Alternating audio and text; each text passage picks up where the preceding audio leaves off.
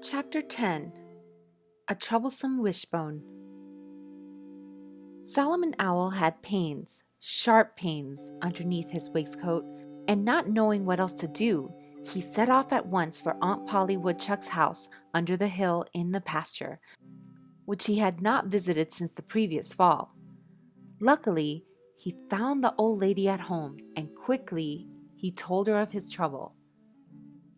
"What have you been eating?" she inquired. "I followed your advice. I've been eating chickens," said he.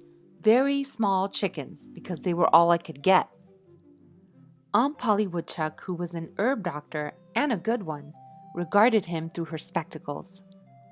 "I'm afraid," said she, "you don't chew your food properly. Bolting one's food is very harmful. It's as bad as not eating anything at all, almost." Solomon Owl showed plainly that her remark surprised him. "Why," he exclaimed, "I always swallow my food whole, when it isn't too big."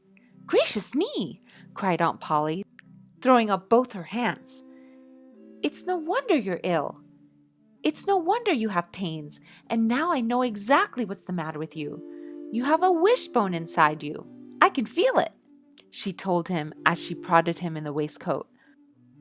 "I wish you could get it out for me," said Solomon with a look of distress. "All the wishing in the world won't help you," she answered, "unless we can find some way of removing the wishbone so you can wish on that. Then I'm sure you could feel better at once." "This is strange," Solomon mused. "All my life I've been swallowing my food without chewing it, and it has never given me any trouble before. What shall I do?" "Don't eat anything for a week," she directed, "and fly against tree trunks as hard as you can.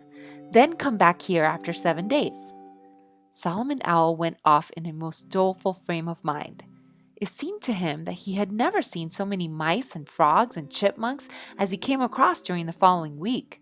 But he didn't dare catch a single one, on account of what Aunt Polly Woodchuck had said. His pains, however, grew less from day to day. At least, the pains that had first troubled him. But he had others to take their place. Hunger pains these were, and they were almost as bad as those that had sent him hurrying to see Aunt Polly Woodchuck.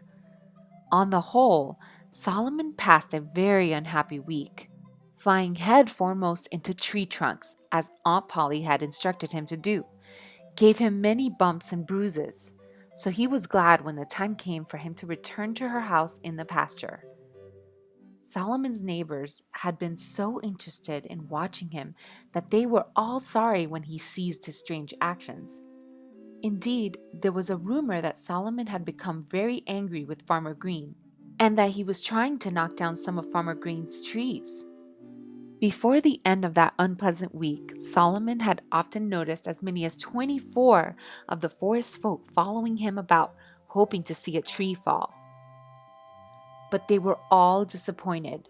However, they enjoyed the sight of Solomon hurling himself against tree trunks, and the louder he groaned, the more people gathered around him.